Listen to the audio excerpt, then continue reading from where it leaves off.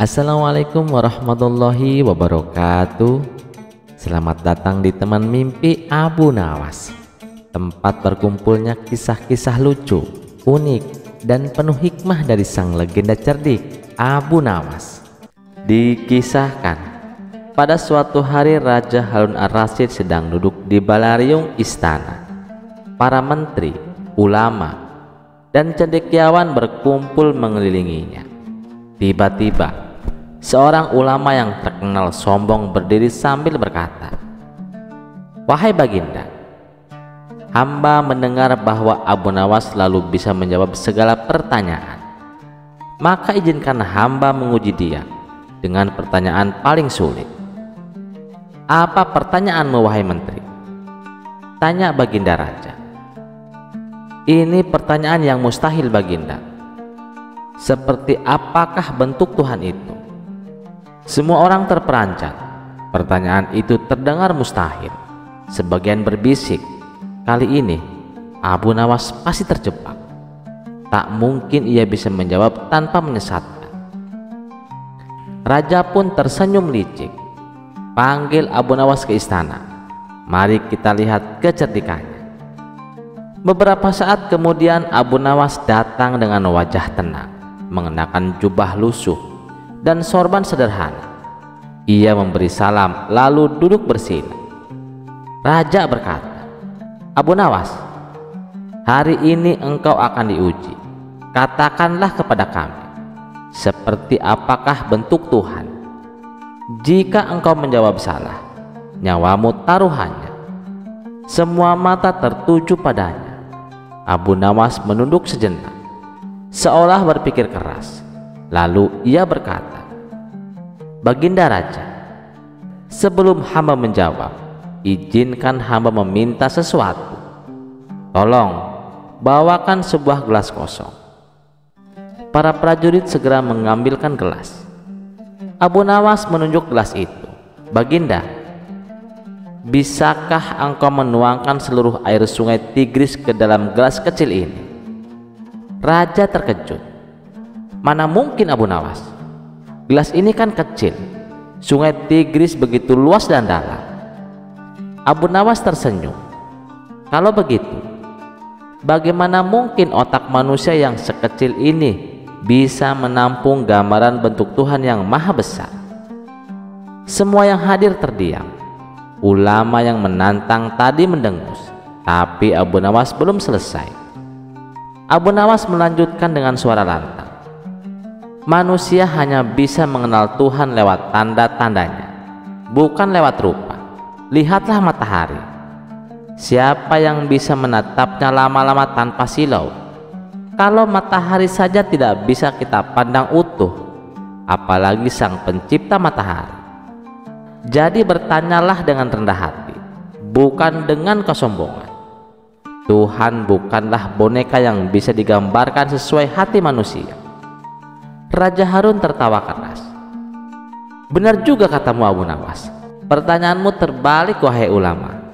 Kau ingin tahu bentuk Tuhan, tapi malah menyingkap kebodohanmu sendiri." Akhirnya pertanyaan itu pun gugur. Ulama yang sombong itu menunduk malu, sementara Abu Nawas keluar istana dengan senyum lebar.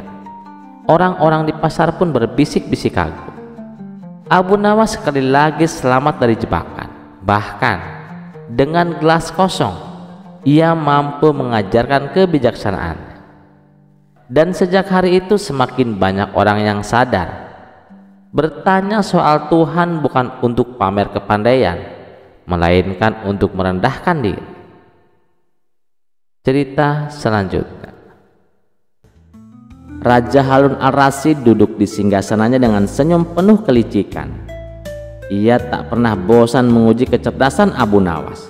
Hari itu ia memanggilnya ke istana dengan tantangan baru. Ketika Abu Nawas tiba, raja berkata, "Abu Nawas, aku ingin kau menghitung semua bintang di langit.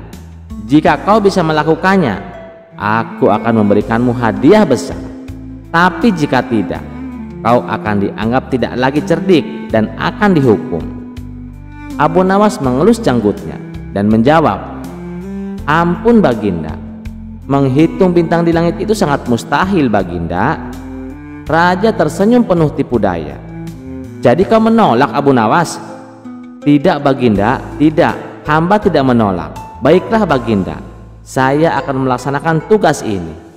Saat Abu Nawas keluar dari istana, beberapa menteri menertawakannya. Mereka berbisik-bisik, "Ah, kali ini Abu Nawas pasti dihukum. Tidak mungkin ia bisa menghitung bintang." Namun Abu Nawas tetap melangkah dengan tenang. Sesampainya di rumah, ia termenung sejenak, lalu tiba-tiba ia tersenyum. Sebuah ide cemerlang muncul di benaknya.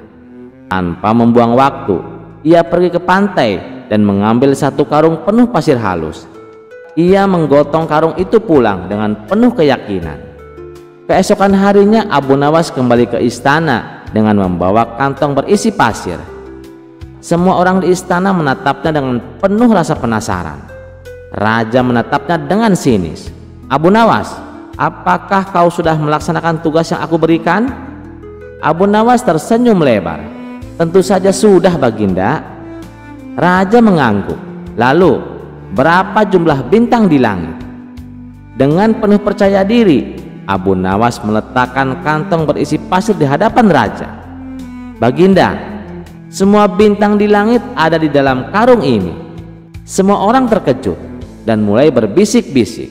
Raja pun segera membuka karung tersebut dan ternyata isinya hanyalah pasir. Seketika wajah raja berubah merah padam. "Apa-apaan ini Abu Nawas? Ini hanya sekarung pasir," bentak raja dengan marah. Abu Nawas tetap tenang dan menjawab, "Benar Baginda, pasir yang ada di dalam karung ini jumlahnya sama dengan jumlah bintang di langit. Jika Paduka tidak percaya, silahkan hitung sendiri." Ruangan menjadi hening. Para menteri yang sebelumnya menertawakan Abu Nawas kini terdiam, tak tahu harus berkata apa. Raja pun dibuat pusing 7 keliling. Namun tak lama kemudian ia tertawa terbahak-bahak. "Hahaha, kau memang cerdik Abu Nawas. Aku mencoba menjebakmu, tapi kau selalu punya cara untuk mengakaliku." Karena kagum dengan kecerdikan Abu Nawas, raja pun menghadiahinya dengan pundi-pundi uang emas. Sementara para menteri yang sempat menertawakannya hanya bisa menelan ludah. Seperti biasa, Abu Nawas pulang dengan kemenangan, membuktikan bahwa akal cerdiknya tak tertandingi. Kisah selanjutnya. Suatu hari seorang wanita cantik mendatangi rumah Abu Nawas. Dengan berlinang air mata, wanita itu mengadukan masalah yang menimpanya. "Tuan Abu, maukah kau menolongku?" pinta si wanita. "Ada masalah apa denganmu?" tanya Abu Nawas.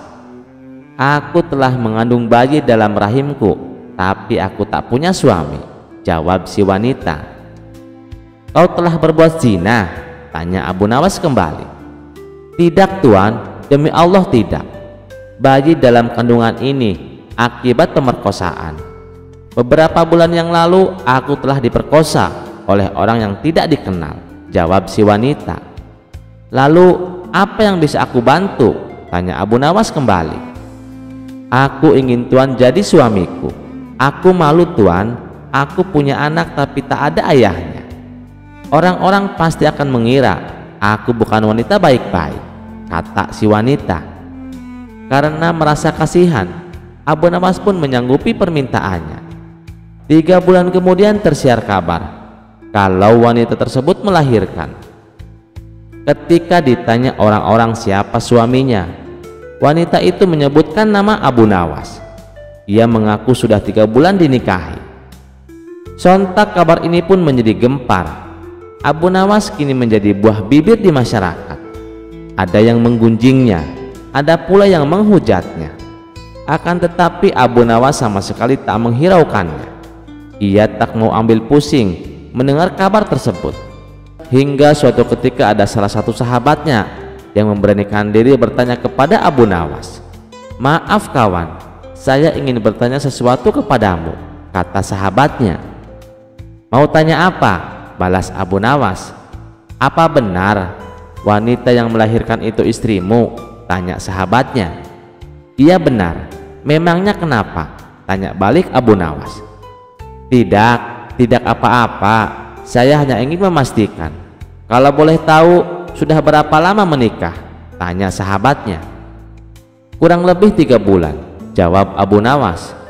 Oh, maaf nih. Bukannya dibutuhkan 9 bulan untuk melahirkan bayi?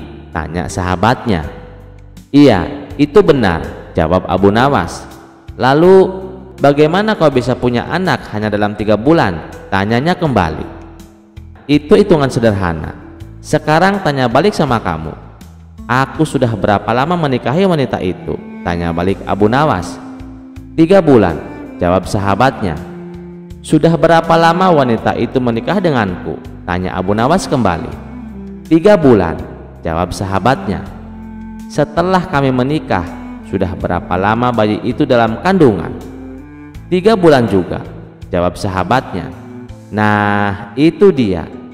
Kalau dijumlahkan semuanya maka akan menjadi 9 bulan seperti yang kau kira, jelas Abu Nawas.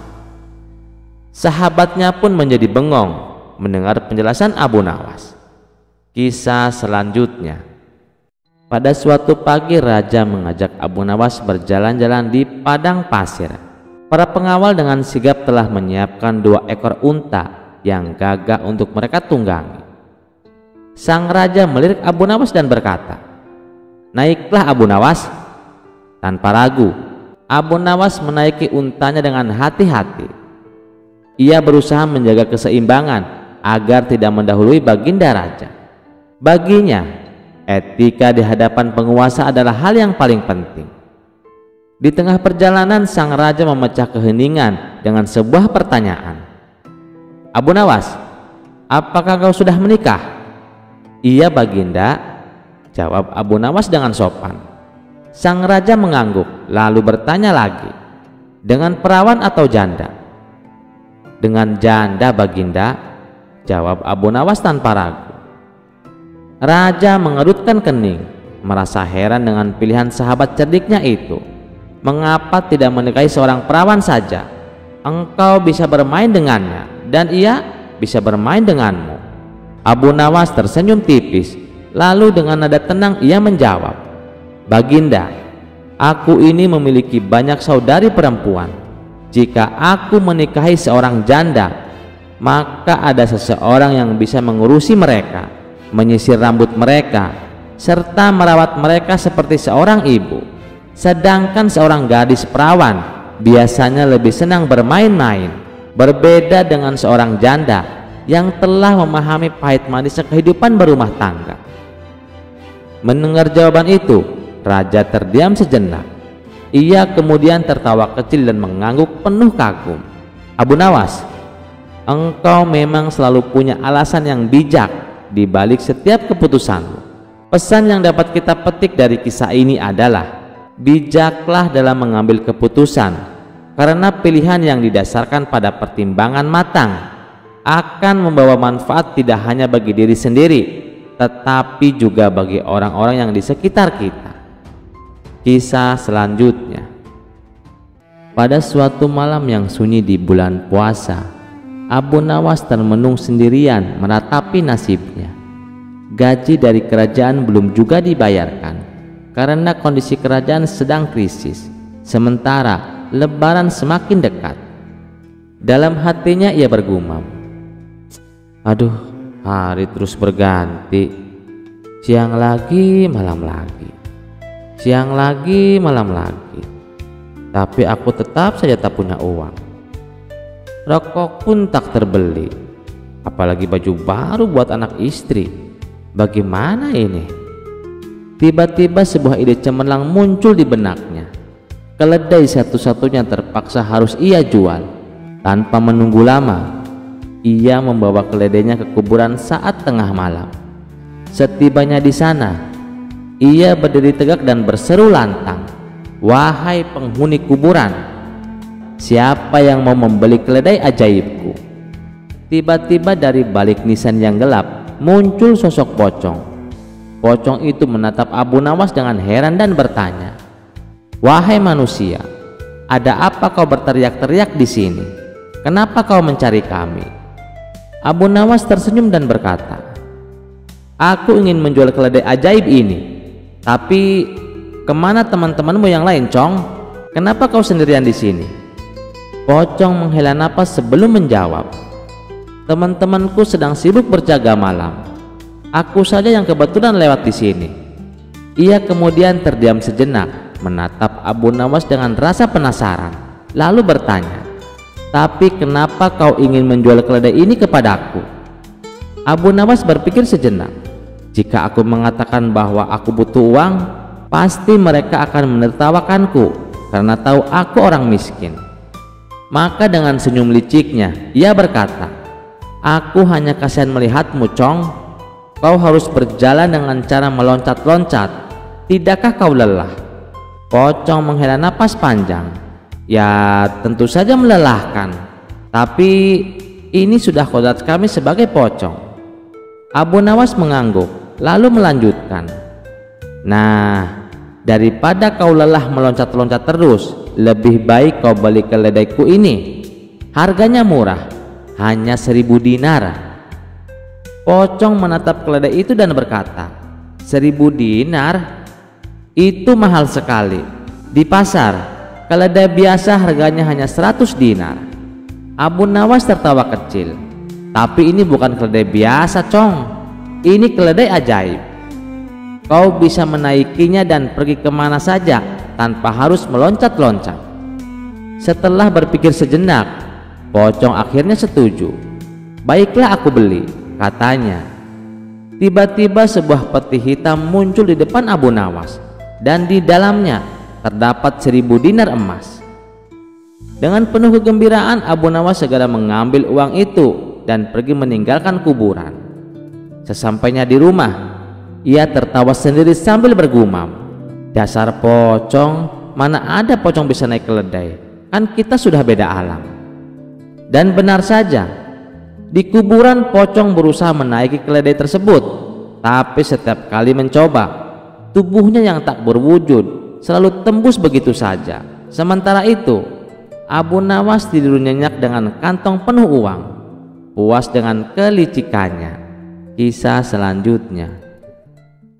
Suatu malam di bulan Ramadan, Abu Nawas tiba-tiba ingin menikmati secangkir kopi. Sayangnya, persediaan di rumahnya habis. Ia pun memutuskan untuk pergi ke warung kopi di seberang hutan, meskipun waktu sudah menunjukkan tengah malam. Perjalanan ke sana memakan waktu sekitar 1 jam, tapi demi secangkir kopi, Abu Nawas tak gentar. Sambil berjalan melewati hutan yang sunyi, ia tetap santai. Sesekali, suara burung malam dan dedaunan yang tertiup angin membuat suasana sedikit mencekam. Tapi Abu Nawas tetap melangkah dengan tenang. Setelah menempuh perjalanan yang cukup jauh, akhirnya ia sampai di warung kopi. "Pak, ada kopi?" tanya Abu Nawas kepada penjual kopi. "Ada, Tuan Abu.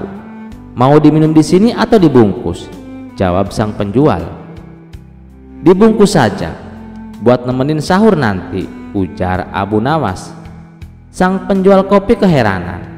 "Tumben Tuan Abu, malam-malam begini beli kopi, gak takut hantu?" tanyanya penasaran. Abu Nawas tertawa kecil. "Ah, mana ada hantu di bulan puasa. Sebelum Ramadan sih aku sering ketemu hantu, tapi hantu itu malah takut kalau bertemu denganku. Mereka nggak mau aku kerjain," katanya dengan wajah penuh percaya diri. Penjual kopi tertawa terbahak-bahak. "Kalau aku sih nggak berani keluar malam begini. Sering apes ketemu hantu terus. Padahal aku nggak pernah mengganggu mereka. Dan aku sering beribadah," keluhnya. Abu Nawas tersenyum sinis. "Mungkin tuan ibadahnya hanya kalau lagi butuh sesuatu saja. Hantu itu doyan sama orang yang jarang beribadah loh," katanya sambil mengambil kopi yang sudah selesai dibungkus. Setelah membayar, Abu Nawas pun berpamitan. "Baiklah, aku pulang dulu. Sahur sebentar lagi," katanya. "Hati-hati Tuan Abu. Di dekat kuburan suka ada Mbak Engkun yang berdiri di ranting pohon," ujar penjual kopi sambil berbisik. Abu Nawas hanya tertawa kecil, melanjutkan perjalanan pulang melewati hutan. Saat melewati kuburan, ia tiba-tiba kebelat kencing. Karena tak tahan, ia pun berhenti di bawah sebuah pohon di pinggir kuburan untuk buang air kecil. Setelah itu ia kembali berjalan pulang. Namun setelah hampir 2 jam berjalan, Abu Nawas mulai heran. Loh, kok aku balik lagi ke kuburan ini? Bukannya aku sudah berjalan jauh, gumamnya. Ia mulai berpikir, jangan-jangan aku dikerjain hantu gara-gara tadi kencing enggak permisi, ucapnya dalam hati. Tapi kemudian sebuah ide cemerlang muncul di kepalanya. Abu Nawas teringat bahwa saat berbuka puasa tadi ia makan banyak jengkol. Ia pun tersenyum jahil dan bersiap melancarkan serangan balasan. Dengan suara lantang ia berkata, "Hai hantu penunggu pohon ini, kamu sudah menyesatkan jalanku. Kalau kau masih menggangguku, aku kencingin lagi pohon ini. Kebetulan aku habis makan jengkol, jadi siap-siap mabuk." Tiba-tiba sebuah bayangan putih melesat cepat ke atas, menghilang seketika. Abu Nawas tertawa puas. "Mampus kau, berani-beraninya mengerjai aku," katanya sambil kembali melanjutkan perjalanan.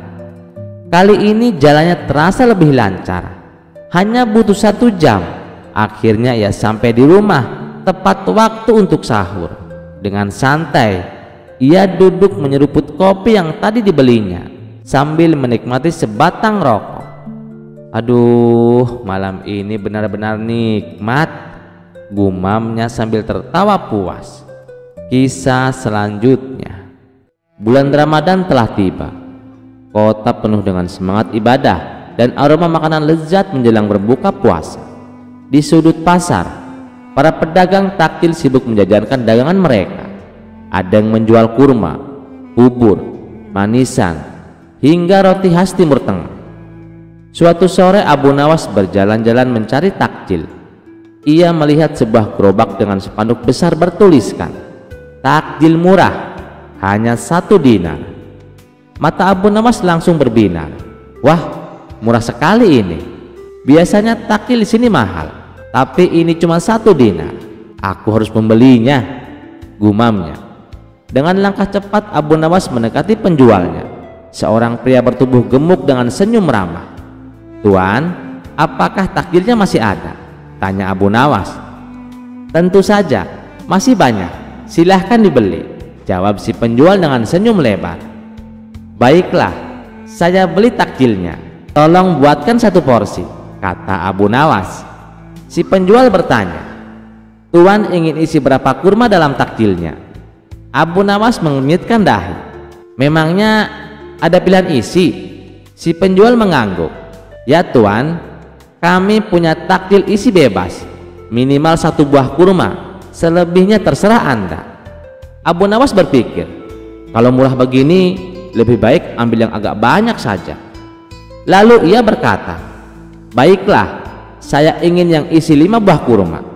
Si penjual segera menyiapkan takjil, memasukkan 5 buah butir kurma ke dalam mangkuk berisi susu dan madu, lalu menyerahkannya kepada Abu Nawas.